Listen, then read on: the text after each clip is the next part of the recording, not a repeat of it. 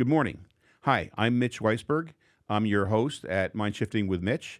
We're here at LMC TV Studios in Mamaroneck, and I want to thank you to LMC TV for hosting us. And we're talking about MindShifting. MindShifting is about being resourceful, resilient, and collaborative. And in this series, what we're doing is we're talking to local people who are solving problems in the area about those three topics: resourcefulness, resilience, and collaboration. And today, my guest is Maribel Nierenberg. Maribel is a manager of social workers. She's trained as a social worker, and she does social work in schools, advising kids and helping the schools and the kids when they're having behavior or social issues. So, Maribel, welcome. Thank you. Happy to be here. So, how are you today? I'm doing great. Yeah. So let's just go on to the next slide. And this is for people who are watching. If you're interested in mind shifting, and you saw the book on the previous slide, this is a free guide that you can download, which it contains 9 phrases that will help you resolve conflicts, because a lot of what we're talking about today is going to be conflicts, and I figured that this might be helpful. And we'll show this at the end as well, but let's move on to the next slide. And Maribel, maybe you could just talk about some of the types of behavior or emotions or attitudes that would prompt a child to talk to you, or prompt a school to send a child to one of your social workers. Sure. So first of all, I think that really all depends developmentally on like where the child is. But typically, we're seeing a lot of students in the middle school age students that are experiencing more externalizing behaviors. So they're unable to regulate themselves. A lot of stress around academics, and so they're running out of classrooms. They're having emotional outbursts within the classrooms. So a lot of management for the teachers within the classroom, and so they need a lot of support throughout the day. The high school is more avoidance. I think the kids are a lot more avoidant of the things that they don't want to do. So school avoidance, class avoidance, a lot of anxiety around those same academics and social peer interactions. Mm-hmm. And so basically the student or the child comes in, you tell them to change, and then they walk out of your office and they change, right? Yeah, magic wand. Right. That's exactly it. So there's no conflict involved. They just automatically do what you tell them to. They just do exactly what we ask them to do. Okay, so we're done. They're cured. Yeah. But in serious, I'm thinking that what you're doing is, imagining how the person is feeling, and that's pretty much along the lines of the items on the left on that slide. That the child, when they're doing their behavior, they're reacting like something is happening. They immediately go into a reaction: fight, flight, freeze, part of their survival brain, I guess, or limbic system, thinking, okay, this happened, I have to do that. And then on top of it all, when people start suggesting, like you or teachers or parents, that they change their behavior, they go into the mode of thinking, wow, anybody who disagrees is just attacking me, and I have to attack back.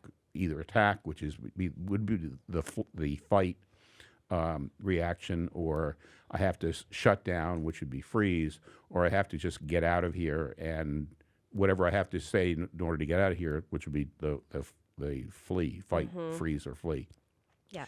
So just how do you get them to change? I would say my approach and what I encourage clinicians to do is to explore. I think it's important to understand what the resistancy is to whatever it is that they're trying to avoid. I also think it's important to get their input on how, if they want to change, first of all, and how would they go about it. Taking small steps, short-term goals versus long-term goal. Like, do you want to graduate? That's a long-term goal. Like, they can't even see that far ahead. Right. So really focusing on the right now, and what are some small things that we can do to achieve that goal, and what are some strategies that we can implement to help them during those periods of time where they're flighting or freezing, so that they're not engaging in that as much. When the child starts talking to you, I imagine that the virtually anything that you say starts being greeted immediately with that third reaction. Anyone who disagrees, or this person is talking to me, they're disagreeing with me, all they're doing is dissing me, they're attacking me. And so, how do you break that down? How do you start getting the other person who's already triggered, basically, to calm down? I mean, you can't just say, calm down, right? That's not going to work. So, I mean, we go through a lot of that in the conflict and collaboration book, but how do you go about doing that with children? Yeah, so school age, I would say anywhere up until 12, 13 years old. If the child is escalated, what I'm not going to do is ask what's going on, because, well, they don't know. They just know that they're feeling the way that they're feeling. And I think just one of the things that it would seem to me, and this is actually what I said in the book, that when you ask a question like that, start off with a question like what's going on, what you're really doing is inviting them to reinforce what they're doing anyhow, which makes it even more difficult. So that's why you avoid that question. Yes. And I think it's important to, during those moments of, like, what do you need, is important to ask, because they're just feeling like their needs are not being met. So it's important to ask them what they need. It's also, at least in my experience, one of the strategies that I typically use, if I know some information going in about a child, is completely talking about something unrelated to what's going on. So you like Roblox? Or what type of video games do you like to play? And it just kind of calms them down, in order to get to a place where we can talk about what actually is going on for them. And that's doing a couple things. One thing it's doing is it's helping you establish a connection, because you're talking about something that they probably care about. That's why you're asking those questions. And the other thing is that it's taking their mind away from the things that they have anxiety about or that they fear. And by taking their mind away, you're allowing their brain basically to flush out all of those survival hormones, like now I just forgot them, but the survival hormones that are raging around their brain, and it takes about 90 seconds for those to start dissipating. Yeah. High school kids are a little different. They're more aware, I think, and so I always go in with, like, what do you want out of this? What do you want to do about it? And they usually will say, I don't know, or Right. Everything is I don't know. But typically we are able to have some form of dialogue where they are able to get to that place where they can express, this teacher, like, this class is creating a lot of anxiety for me, and the teacher asking me or telling me, hey, you have to complete X, Y, and Z, is creating more anxiety. So at that time, I'm able to kind of have this conversation with the teachers, right? To help coach, different ways of them being able to support the child without creating that anxiety for them. Or to coach the child on how they can access different mindsets as they're talking. So what it sounds like is the first things that you're doing, probably whether it's middle school or high school, and this actually probably works with spouses as well. Yeah. Is first establish the connection and calm their limbic brains, get rid of the cortisol and adrenaline, so that you can move forward, and that allows you to then shift to the right part of this, which is the response from the other person, the child, that this is happening.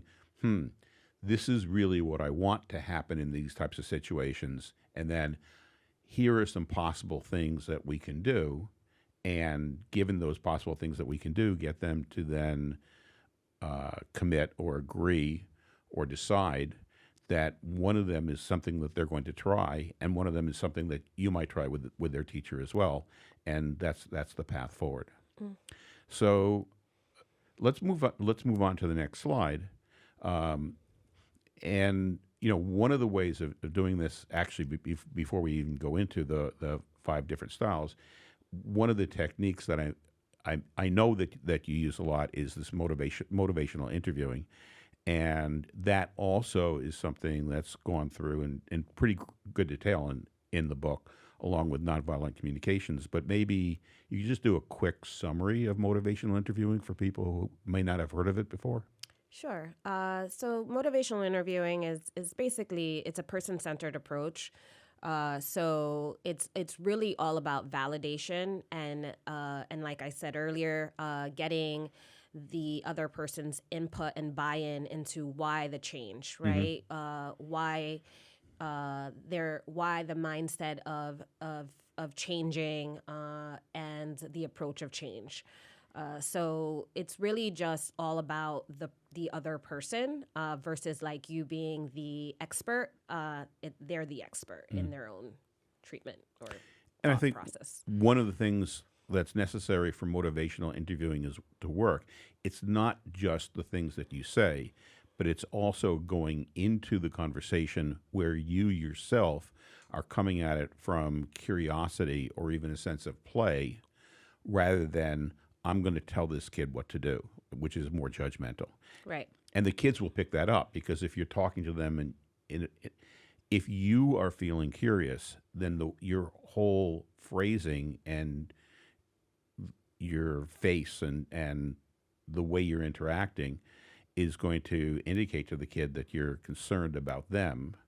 Whereas if you're judging, they go right back into that fight or flight. Yeah, and I think it's funny. It's not just like even with spouses. I find that if you want a certain outcome, start with validation. Yep. Validation, and then go in with what your thoughts are about. Yeah, I wouldn't know, because I just tell my wife what to do and she does it, right? Yeah. And if you believe that. So moving on to this slide, which is the 5 styles of conflict resolution, it's on, just explaining it, it's on 2 different axes. One is, as we go from the left to the right, is the amount of cooperativeness. That's the amount that you're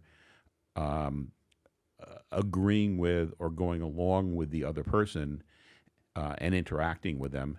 And then on vertically is assertiveness, and at the bottom to the top is on the bottom, you're not asserting what you want or what you desire at all, and on the top you're really coming up with and communicating what you desire. And then looking at the 5 different blocks, competing is basically telling the other person in one way or another, this is what I want. And in that, you don't necessarily even care what the other person's response is. It's like, this is the way it has to be. That would be like the kid coming in and you saying, okay, what you have to do is behave. I made myself clear, right? And go. Okay. Whereas avoiding would be not dealing with the situation. Accommodating would be would be high in cooperativeness because you're really aware of what the other person is doing, but you're not asserting what you want at all. So a person who's using the compete is expecting the other person to accommodate. Uh, Compromise is splitting the difference. So it's kind of in the middle of both axes. So it's like, well, you wanted to do this, I would like you to do that.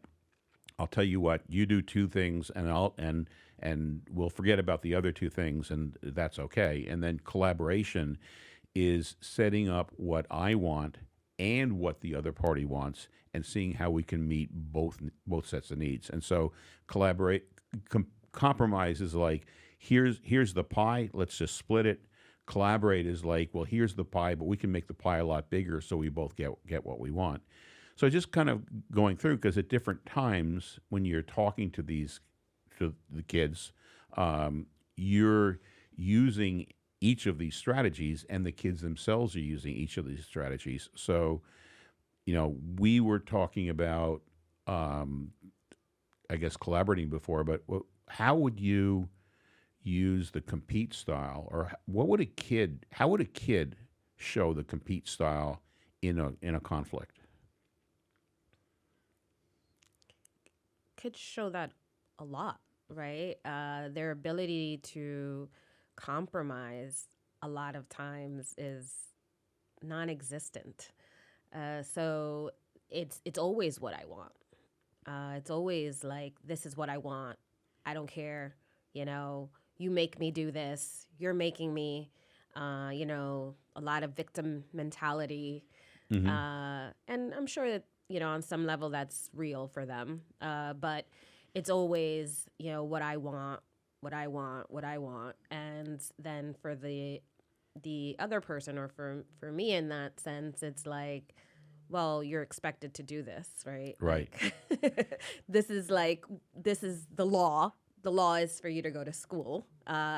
So it comes up, Right. and then you're like, well, this isn't going to get us very far here. Right. Yeah. No. So what you're saying is that when the natural reaction is to use that compete style from a survival brain point of view. It's like, this is what I want. This is what I want.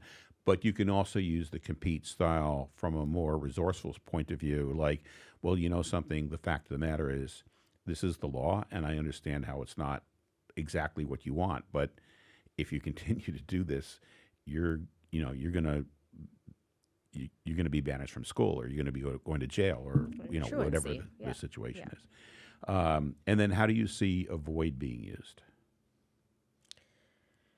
Well, avoidance is primarily every child's go-to nowadays. It's really difficult for kids to push through their discomfort in whatever the situation might be. So they're avoiding pretty much anything. We have a style or an approach, and it's called. It just escaped my. So it's called riding the wave. Ah, right. And that concept is really difficult because what they want to do is avoid that Yep. one thing that's making them. So we always try to encourage them to sit through it and then see how they feel at the end.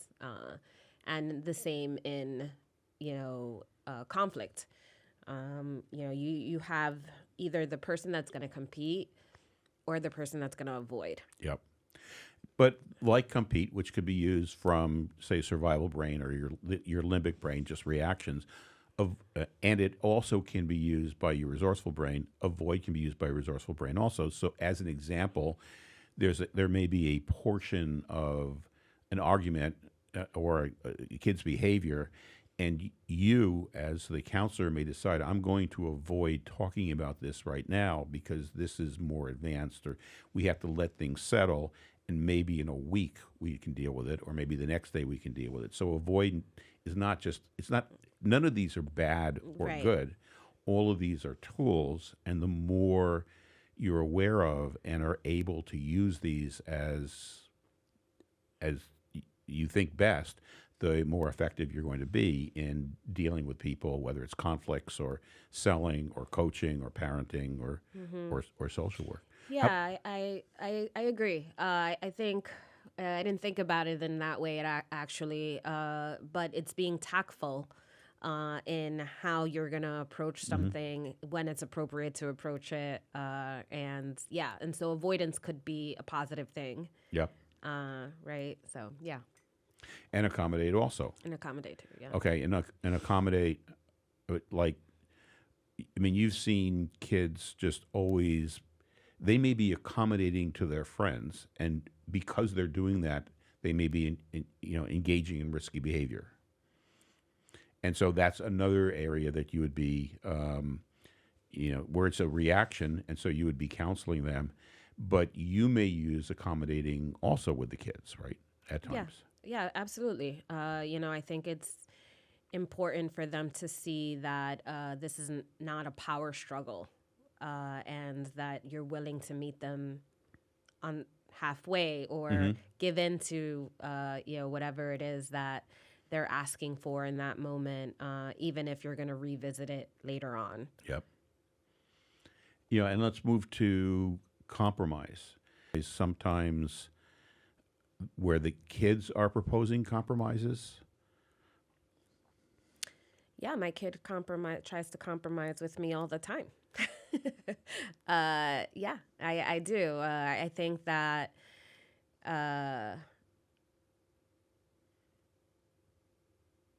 my daughter didn't want to go to dance this week, and she was very upset about it. And so, I said, okay, how about you go this week, and next week you don't have to go. And so she finds out that she's actually off next week from dance because it's Veterans Day. And she's like, well, that doesn't count because I'm already off. So I'm not actually missing it. I'm just off. The negotiation, right? So we kind of came to an agreement. But, I think it's often something that, if they know they're not going to break you down, it's coming up with a way that you can, compromise.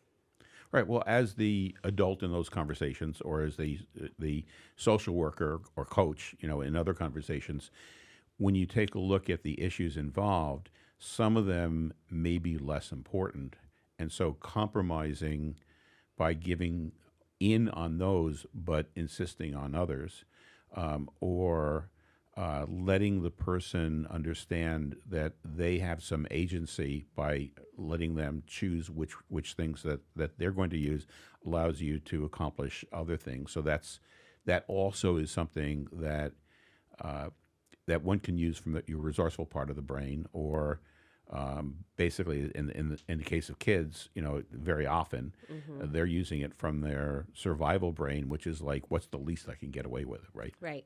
Yep. Right. And then collaborate is kind of the outlier in all five of these, because I don't think that you could collaborate when you're in survival mode. I don't actually think you can collaborate if either party is in survival mode. So if you, as the social worker, were trying to collaborate with a child and the child was in compete mode, then they're going to take any attempts you have of collaborating as a weakness, and they're going to try to push to see how much they can get. And you, in collaboration mode, are always going to would always be giving in. And so when you were talking about the efforts that you go through to establish connection, to calm their minds before you go into discussing whatever the issues are, those were attempts, or those would be your techniques for getting the other party into a mode where you're both resourceful and you can connect and you can collaborate. Yes. So can you talk about cases where you've gotten both parties to collaborate obviously you can't violate any confidences you have, but a generic situation that you might see at school with kids, or see, I know your daughter's perfect, so like nothing to do with her. Let's see. I haven't been to schools in a while, but Or even with an employee, with one of the employees where you were able to calm them down and move into a collaboration mode with one of the social workers who reports to you. that I can speak to. Yeah, I mean, I have a few staff members right now that are under compliance for documentation, Hmm. and our quality management department is going to mentor them because they're falling behind. And so I called a meeting, and one of my staff members, she can be really defensive immediately. She needs a lot of encouragement and validation. And I, knowing that, I often go into conversations of how can I support you? Hmm. What do you think is getting in the way? Maybe give her some positive reinforcement first. Yes, positive reinforcement of like, I know your days are so hectic, and you're wearing a lot of different hats, and Would you mind talking to my wife? and administration can be really difficult, and and so I want you to be successful in this, and like, what can we do to support that? Do you need time where there are no kids in your room? And so it's not coming so much from a this is your job and this is what you should be doing, Hmm. but more of a judgmental, and I think in that and when I get them to that place, we're able to have that Hmm. conversation and come up with different ways of getting, me getting what I need from her, and also her agreeing to it. Yep. And I think that what you're showing is that's why, your professionalism shines through, and you're able to get people into the mode where they're able to collaborate and you're able to move forward. So, just I'm in awe of all the things that you accomplish. It's pretty incredible. Thank you. Yeah. And maybe we can go to the next slide as we start to wind down. If one way to learn these techniques, here's a quick and easy guide. It's free. So you have the QR code there. I'll leave this up for a second, and also the URL. It's basically nine phrases that will help you disarm the other person and able to move forward in collaboration. And all nine of these are pulled out from the book. And let's go into the next slide. The book is the Conflict and Collaboration book, and it's just coming out now. You could also go to my website, mindshiftingwithmitch.com, and find out more. I hope that that people who've been listening, I hope that you found this helpful and entertaining. And Maribel, thank you so much. Thank Do you you have for any having me. Do you have any words that you want to leave with people who are watching? Yeah, I mean, I think the whole concept of this book, in this day and age is amazing. And I think that whether you're in the profession or not, there are different ways to address conflict. And when you're thinking about it in this way, I think it makes it so much simpler. And so, thank you. Thank you for having me, and thank you for writing this book. Oh, wow! I wasn't expecting that, but you heard it from Maribel. So, well, thank you again, and thank you all for watching. And we'll be back next month also on Mind Shifting with Mitch at LMC TV. Have a good afternoon.